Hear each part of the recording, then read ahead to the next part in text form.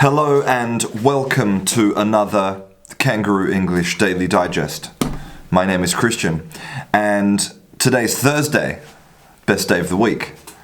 And it's even better because I have a cup of tea. Great cup of tea. Now, I sort of have a little plan for today's Daily Digest.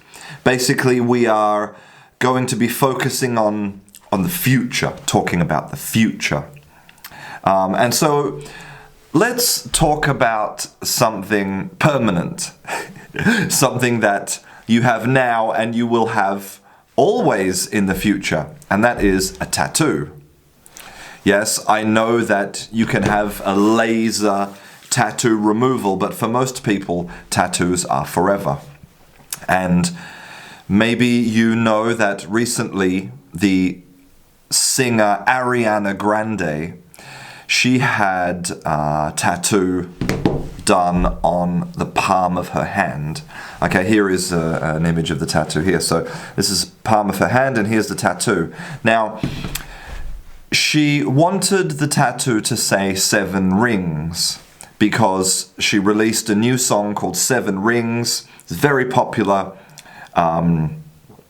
It's like broken records, so she wanted to memorialize this song using a Japanese tattoo. I don't know why Japanese. I don't know why people in Western cultures are obsessed with Japanese and Chinese tattoos. I don't know. I mean, or other languages.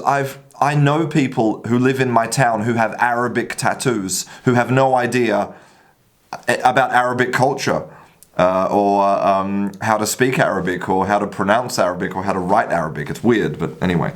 The problem is that with kanji, which is the Japanese writing system, the problem is that like any writing system, the characters are very specific. You have to be careful with your writing. And poor Ariana decided to eliminate 3 characters because it was too long.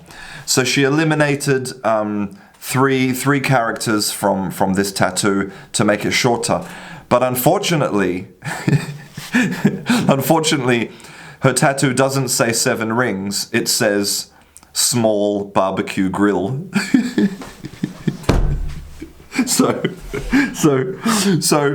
So she has barbecue grill tattooed onto her palm, right?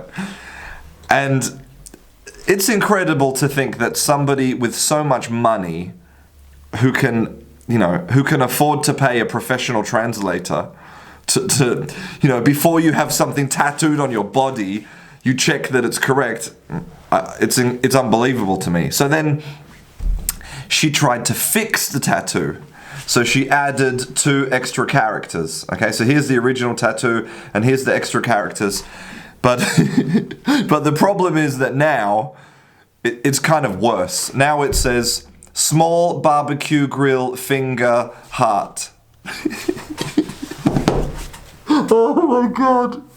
What a mess. What a disaster. And that brings me on to the next part of talking about the future, which is today's word of the day, which is portend. And it's a verb. Nobody could have portended that Ariana Grande would have such a terrible tattoo. So basically, portend is a word that means to predict the future. You portend something, you predict it, right? You imagine that it's going to happen. And this comes from Latin. This comes from Latin, and the Latin is tendere, the Latin verb tendere. And so portend, right, pour. And tendere means to stretch. To stretch. And we find this part of the word tend, we find it also in your tendons, okay? Because you have your tendons in your body that stretch through your your body. And also in the word tension. You're watching a film, it's very tense. Tension, you feel stretched, right? And also in other Romance languages, like in Spanish, for example, the place where you hang your clothes to dry your clothes is a tendedero, because you stretch. Yes, the place where you hang your clothes is stretched. Your clothes are stretched on the tendedero. And maybe in Italian and French, I imagine it's probably a similar word. Nobody portended Ariana Grande's terrible tattoo. But let me ask about what you portend for the future of your English. How are you going to succeed at learning English? Well, you need to work really hard, right? You need to be motivated, and you need to have a good reason, right? Because it's difficult. But you need something else. You need something called grit, okay? Grit is basically a synonym for determination, okay? Your willpower. How strong you are at controlling yourself and your impulses, and how good you are at being disciplined, basically, right? Is grit, okay? And we can very, very easily measure grit. And this is a fascinating thing. So we need to move into the computer room. So I need my cup of tea. Of course. We don't go anywhere without tea. That's a good cup of tea. Okay. Now, there is a study that exists. Okay, it's called the Harvard. Basically, it's called the Harvard study, and a group of scientists, multiple groups of scientists, have been following people for I think 75 years or more than 75 years. I'm sorry that I don't know the answer to that question. I thought that I did, but I don't. Hang on a second. I'm going to Google it. Yes, 80 years. 80 years. 75 years, 80 years, right? So it's called the Harvard Study of Adult Development. And they discovered something amazing. So 75 years ago, they took a group of university students and they gave them a comprehensive health test, a comprehensive health exam. And one part of the exam was they had to run on a treadmill for as long as possible. Okay, so now the treadmill, so a treadmill is the machine, the running machine, the belt. Now, the machine was inclined, which makes it much, much more difficult to run. If you've ever run on a treadmill, only like 5% incline makes it much more difficult. So they had to run for as long as possible.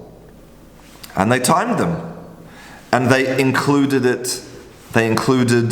this measurement in the study. And they discovered, right? They discovered that after 70 years, right, the amount of time that they spent running on the treadmill was a reliable indicator for psychological well-being.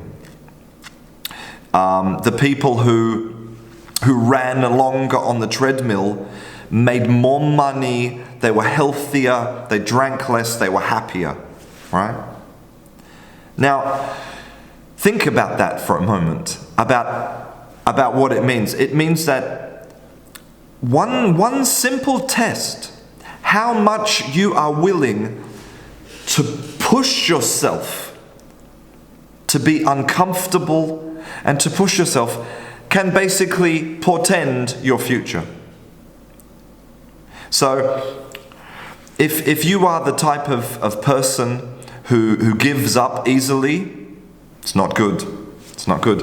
And in fact, the actor Will Smith, let me read what he said. He said, "The only thing that's different about me, the reason that I'm so successful is because of my work ethic. I am not afraid to die on a treadmill." He said, "You might have more talent than me, you might be smarter than me, but if we get on the treadmill together, there's two possibilities. You are getting off first, or I am going to die." And it's an interesting thing, and it's not something that you're born with, okay? It's mental attitude.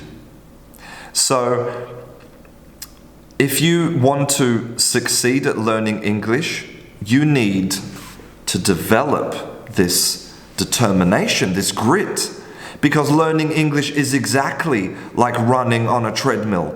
It's long and hard and boring sometimes, and difficult and arduous and all of those adjectives, right?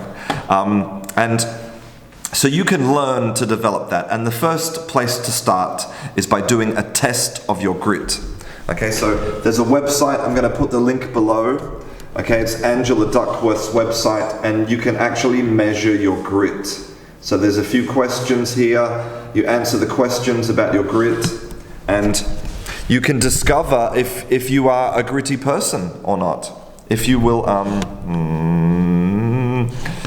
you can discover if you have grit, and you can learn how to develop it. So, just some things to think about. Today was about the future of Ariana Grande's hand, about the future of, about portending the future, and about your future with learning English, about whether you have the heart to succeed. I hope you found this interesting. I'm Christian. This is Canguro English. I'll see you in class.